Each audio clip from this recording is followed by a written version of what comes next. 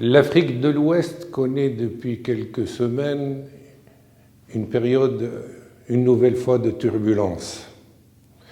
Il y a eu le coup d'État au Niger, il y a quelques jours, reprise des hostilités au Mali. C'est une région qui, effectivement, connaît une grande instabilité. Cela doit nécessairement interpeller le Maroc. Non pas que le Maroc soit une partie prenante, mais la stabilité de l'Afrique de l'Ouest, son développement économique, sa prospérité doit devenir un des éléments importants de l'intérêt de notre diplomatie. Cela va de notre prolongement africain et aussi cela va du prolongement de l'Afrique de l'Ouest vers l'Ibérie, vers l'Europe. Le Maroc est une terre de passage et il a des responsabilités historiques. Non pas qu'il se sente supérieur, non pas qu'il est comme d'autres pays mus par des convoitises. Nous l'avons vu maintenant, les convoitises dans l'Afrique de l'Ouest sont énormes, que cela soit de l'Europe, d'un certain nombre d'autres pays. Cela, d'une manière générale, doit nous inciter à réfléchir encore une fois et remettre encore une fois sur la table la problématique des relations entre le Maroc et l'Afrique de l'Ouest.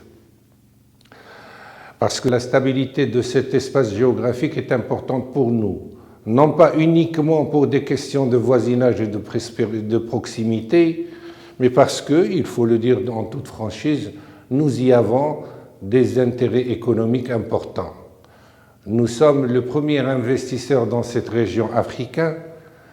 Nous avons aussi une diaspora qui est dynamique et qui est installée, et il y a d'autres connationaux qui souhaitent s'installer. Donc nous avons tout intérêt à ce que cette zone puisse jouir d'une stabilité politique et institutionnelle. Que peut faire le Maroc, toujours dans une démarche amicale, fraternelle, pour que cette zone puisse ne plus connaître ces turbulences?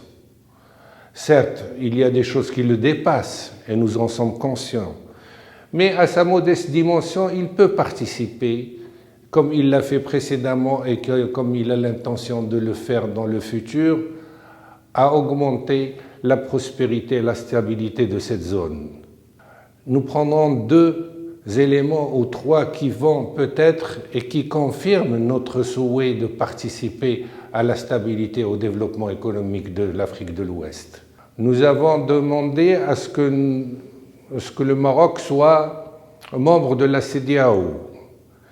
Des calculs à courte vue d'un certain nombre d'éléments de la société civile dans 2 ou 3 pays ont empêché cette adhésion de se réaliser dans des termes courts. Mais au-delà de cette adhésion à la CEDEAO, nous avons aussi proposé la mise en place d'un gazoduc du Nigeria au Maroc qui va traverser 13 pays de la CEDEAO et de l'Afrique de l'Ouest. C'est un projet structurant. C'est un projet qui a de l'avenir dans la mesure où il permettra d'électrifier un certain nombre de pays, de participer à leur développement économique et qui, contrairement à ce que beaucoup de voix se sont élevées pour le dire, ce n'est pas un projet qui est uniquement en faveur du Maroc, parce que le Maroc peut se passer du gaz nigérian s'il opte pour la centrale nucléaire.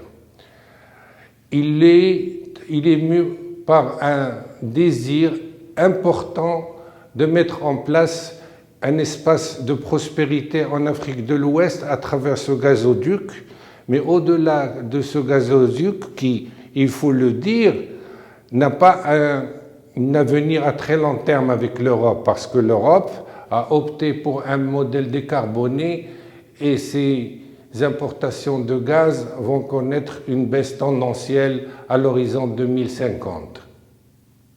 Alors pourquoi faire ce gazoduc? Si le Maroc y tient, c'est qu'il y va de son développement, certes, mais aussi des développements des 13 pays de la CEDEAO. Et que lui, le Maroc, veut développer une approche globalisante, globale, sur une prospérité partagée, sur un développement important avec un certain nombre de pays de l'Ouest africain. Il a commencé à travers les investissements et il veut, de concert avec des pays, construire un espace de développement qui englobe au-delà de l'aspect économique, l'aspect culturel, la stabilité politique et institutionnelle. C'est important pour nous, pour les pays africains et aussi pour les ambitions, il faut le dire, régionales du Maroc. Parce que le Maroc ne peut pas permettre qu'à ses frontières, il y ait toujours des zones d'instabilité. Que faire alors? La solution n'est pas nécessairement une solution militaire. Ce n'est pas une solution d'intervention d'un certain nombre de forces armées ou d'une intervention d'éléments armés à la solde d'un certain nombre de pays tels que encouragés par certains États voisins. La solution, c'est ici que les États de l'Afrique de l'Ouest sont interpellés, sont dans le développement économique. C'est une zone économique qui peut être une zone économique optimale, une zone économique qui peut dégager des synergies. Et c'est sur cela que le Maroc et les pays d'Afrique de l'Ouest doivent travailler, avec une optique de réfléchir une nouvelle fois sur une nouvelle offre pour une CEDEAO renouvelée, ayant la capacité d'englober à la fois la stabilité politique et institutionnelle, certes, mais des ambitions économiques beaucoup plus développées, d'un développement interne de cette zone. Nous pouvons dégager des synergies. Nous pouvons, grâce à l'expérience du Maroc, les moyens et aussi les ressources humaines présentes en Afrique, la jeunesse de l'Afrique, dans cette zone, pouvoir dire qu'il y a beaucoup d'opportunités qui s'offrent. Ce n'est pas uniquement le Maroc vis-à-vis de l'Afrique de l'Ouest, c'est l'Afrique de l'Ouest et le Maroc, parce que le Maroc fait partie intégrante de cette zone. Il peut développer une collaboration culturelle, la possibilité d'offrir encore et encore des postes dans les universités, des bourses d'études, des échanges humains, des échanges économiques, politiques. Donc nous avons une vision nouvelle que nous interpellons.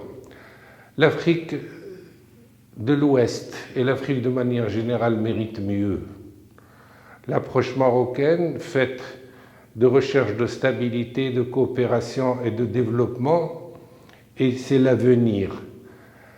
Entrer dans des conflits, entrer dans des guerres n'est pas l'avenir pour l'Afrique, et d'autant plus pour notre zone.